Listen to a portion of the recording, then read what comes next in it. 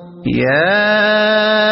أيها الذين آمنوا استعينوا بالصبر والصلاة إن الله مع الصابرين۔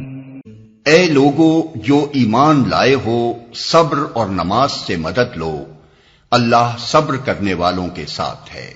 اے لوگو، منصب امامت پر معمور کرنے کے بعد اب اس امت کو ضروری ہدایات دی جا رہی ہیں، مگر تمام دوسری باتوں سے پہلے انہیں جس بات پر متنبہ کیا جا رہا ہے وہ یہ ہے کہ یہ کوئی پھولوں کا بستر نہیں ہے جس پر آپ حضرات لٹائے جا رہے ہوں۔ یہ تو ایک عظیم الشان اور پرخطر خدمت ہے جس کا بار اٹھانے کے ساتھ ہی تم پر ہر قسم کے مصائب کی بارش ہوگی، سخت آزمائشوں میں ڈالے جاؤ گے، طرح طرح کے نقصانات اٹھانے پڑیں گے، اور جب صبر و ثبات اور عزم و استقلال کے ساتھ ان تمام مشکلات کا مقابلہ کرتے ہوئے خدا کی راہ میں بڑھے چلے جاؤ گے، تب تم پر عنایات کی بارش ہوگی۔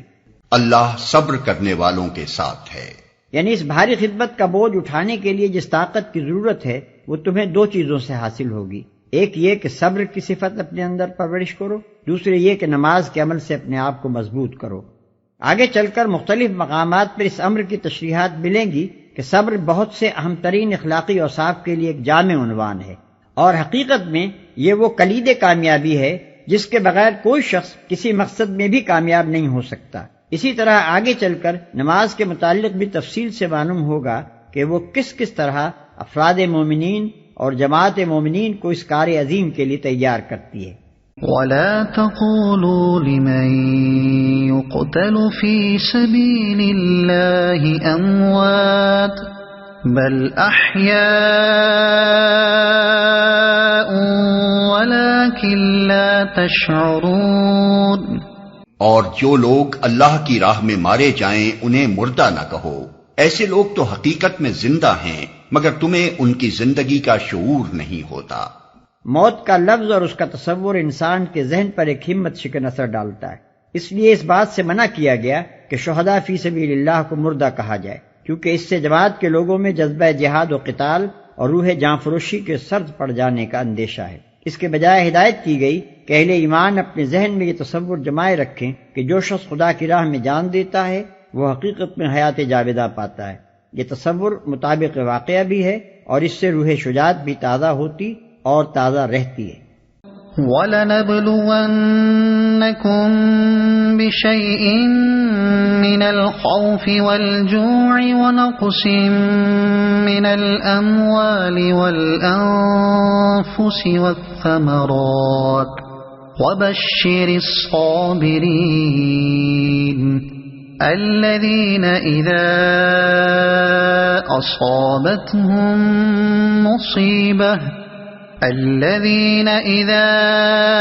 أَصَابَتْهُم مُّصِيبَةٌ قَالُوا إِنَّا لِلَّهِ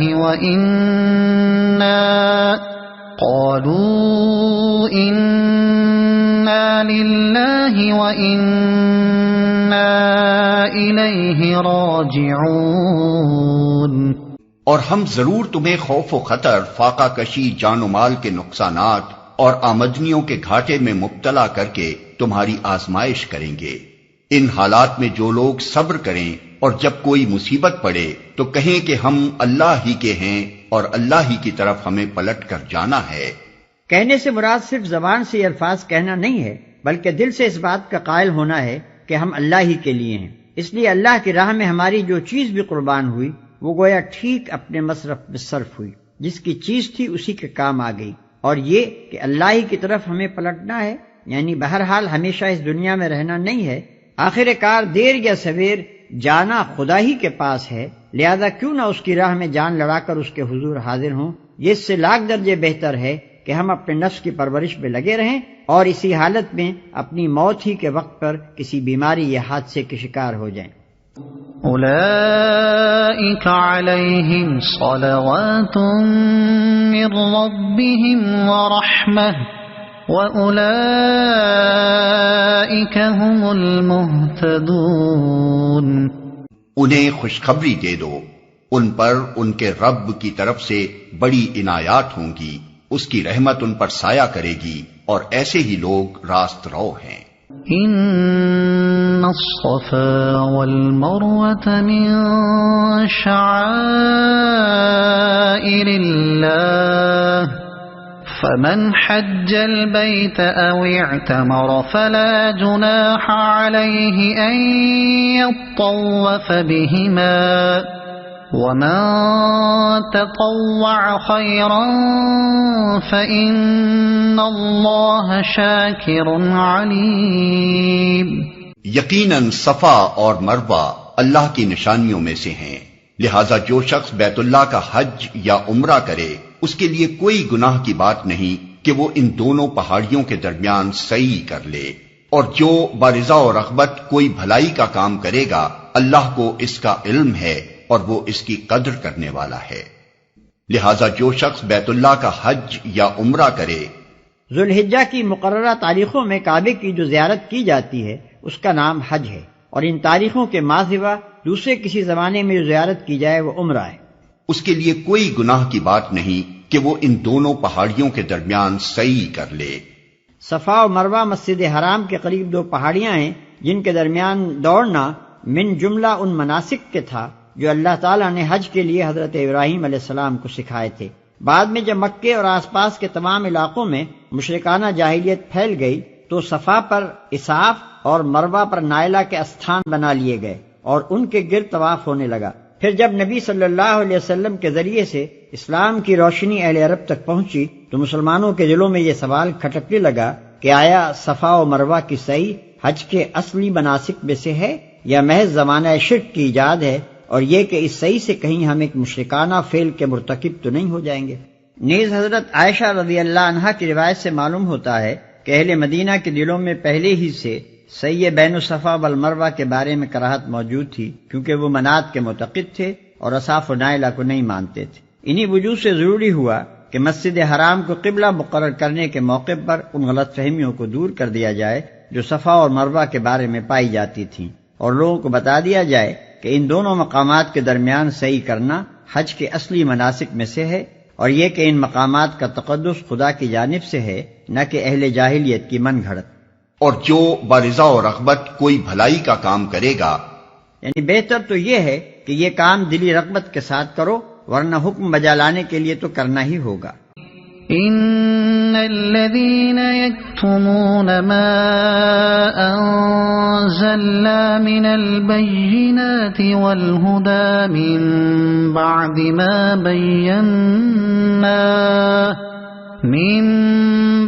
ما بيناه للناس في الكتاب أولئك يلعنهم الله ويلعنهم اللاعنون. جو لوگ ہماری نازل کی ہوئی روشن تعلیمات اور ہدایات کو چھپاتے ہیں، درا حالے کہ ہم انہیں سب انسانوں کی رہنمائی کے لیے اپنی کتاب میں بیان کر چکے ہیں، یقین جانو کہ اللہ بھی ان پر لعنت کرتا ہے اور تمام لعنت کرنے والے بھی ان پر لعنت بھیجتے ہیں. علماء یہود کا سب سے بڑا قصور یہ تھا کہ انہوں نے کتاب اللہ کے علم کی اشاعت کرنے کے بجائے اس کو ربیوں اور مذہبی پیشہ وروں کے ایک محدود طبقے میں مقید کر رکھا تھا، اور عامہ خلائق تو درکنار خود یہودی عوام تک کو اس کی ہوا نہ لگنے دیتے تھے. پھر جب عام جہالت کی وجہ سے ان کے اندر گمراہیاں پھیلیں تو علماء نے نہ صرف یہ کہ اصلاح کی کوئی کوشش نہ کی، بلکہ وہ عوام میں اپنی مقبولیت برقرار رکھنے کے لیے ہر اس ضلالت اور بدعت کو جس کا رواج عام ہو جاتا ہے اپنے قول و عمل سے یا اپنے سکوت سے الٹی سند جواز عطا کرنے لگے. اسی سے بچنے کی تاکید مسلمانوں کو کی جا رہی ہے. دنیا کی ہدایت کا کام جس امت کے سپرد کیا جائے اس کا فرض یہ ہے کہ اس ہدایت کو زیادہ سے زیادہ پھیلائے، نہ یہ کہ بخیل کے مال کی طرح اسے چھپا رکھے. إلا الذين تابوا وأصلحوا وبينوا فأولئك أتوب عليهم وأنا التواب الرحيم. البتہ جو اس روش سے باز آ جائیں اور اپنے طرز عمل کی اصلاح کر لیں اور جو کچھ چھپاتے تھے اسے بیان کرنے لگیں، ان کو میں معاف کر دوں گا، اور میں بڑا درگزر کرنے والا اور رحم کرنے والا ہوں. إن الذين كفروا وماتوا وهم كفار أولئك عليهم لعنة الله والملائكة والناس أجمعين۔ جن لوگوں نے کفر کا رویہ اختیار کیا اور کفر کی حالت ہی میں جان دی، ان پر اللہ اور فرشتوں اور تمام انسانوں کی لعنت ہے۔ جن لوگوں نے کفر کا رویہ اختیار کیا اور کفر کی حالت ہی میں جان دی، کفر کے اصلی معنی چھپانے کے ہیں، اسی سے انکار کا مفہوم پیدا ہوا اور یہ لفظ ایمان کے مقابلے میں بولا جانے لگا۔ ایمان کے معنی ہے ماننا، قبول کرنا، تسلیم کر لینا۔ اس کے برعکس کفر کے معنی ہے نہ ماننا، رد کر دینا، انکار کرنا۔ قرآن کی روح سے کفر کے رویے کی مختلف صورتیں ہیں۔ ایک یہ کہ انسان سرے سے خدا ہی کو نہ مانے یا اس کے اقتدار اعلیٰ کو تسلیم نہ کرے اور اس کو اپنا اور ساری کائنات کا مالک اور معبود ماننے سے انکار کر دے یا اسے واحد مالک اور معبود نہ مانے۔ دوسرے یہ کہ اللہ کو تو مانے مگر اس کے احکام اور اس کی ہدایات کو واحد منبع علم و قانون تسلیم کرنے سے انکار کر دے۔ تیسرے یہ کہ اصولاً اس بات کو بھی تسلیم کر لے کہ اسے اللہ ہی کی ہدایت پر چلنا چاہیے، مگر اللہ اپنی ہدایات اور اپنے احکام پہنچانے کے لیے جن پیغمبروں کو واسطہ بناتا ہے انہیں تسلیم نہ کرے۔ چوتھے یہ کہ پیغمبروں کے درمیان تفریق کرے اور اپنی پسند یا اپنے تعصبات کے بنا پر ان میں سے کسی کو مانے اور کسی کو نہ مانے۔ پانچویں یہ کہ پیغمبروں نے خدا کی طرف سے عقائد، اخلاق اور قوانین حیات کے متعلق جو تعلیمات بیان کی ہیں ان کو یا ان میں سے کسی چیز کو قبول نہ کرے۔ چھٹے یہ کہ نظریے کے طور پر تو ان سب چیزوں کو مان لے مگر عملاً احکام الہی کی دانستہ نافرمانی کرے اور اس نافرمانی پر اصرار کرتا رہے اور دنیاوی زندگی میں اپنے رویے کے بنا اطاعت پر نہیں بلکہ نافرمانی ہی پر رکھے۔ یہ سب مختلف طرز فکر و عمل اللہ کے مقابلے میں باغیانہ ہیں اور ان میں سے ہر ایک رویے کو قرآن کفر سے تعبیر کرتا ہے۔ اس کے علاوہ بعض مقامات پر قرآن میں کفر کا لفظ کفران نعمت کے معنی میں بھی استعمال ہوا ہے اور شکر کے مقابلے میں بولا گیا ہے۔ شکر کے معنی یہ ہے کہ نعمت جس نے دی ہے انسان اس کا احسان مند ہو، اس کے احسان کی قدر کرے، اس کی دی ہوئی نعمت کو اسی کی رضا کے مطابق استعمال کرے اور اس کا دل اپنے محسن کے لیے وفاداری کے جذبے سے لبریز ہو۔ اس کے مقابلے میں کفر یا کفران نعمت یہ ہے کہ آدمی یا تو اپنے محسن کا احسان ہی نہ مانے اور اسے اپنی قابلیت یا کسی غیر کی عنایت یا سفارش کا نتیجہ سمجھے، یا اس کی دی ہوئی نعمت کی ناقدری کرے اور اسے ضائع کر دے، یا اس کی نعمت کو اس کی رضا کے خلاف استعمال کرے، یا اس کے احسانات کے باوجود اس کے ساتھ غدر اور بے وفائی کرے۔ اس نوع کے کفر کو ہماری زبان میں بالعموم احسان فراموشی، نمک حرامی، غداری اور ناشکر پن کے الفاظ سے تعبیر کیا جاتا ہے۔ خالدین فیہا لا يخفف عنهم العذاب ولا هم ينظرون وَإِلَٰهُكُمْ إِلَٰهٌ وَاحِدٌ لَا إِلَٰهَ إِلَّا هُوَ الرَّحْمَٰنُ الرَّحِيمُ۔ اسی لعنت زدگی کی حالت میں وہ ہمیشہ رہیں گے، نہ ان کی سزا میں تخفیف ہوگی اور نہ انہیں پھر کوئی دوسری مہلت دی جائے گی۔ تمہارا خدا ایک ہی خدا ہے، اس رحمان اور رحیم کے سوا کوئی اور خدا نہیں۔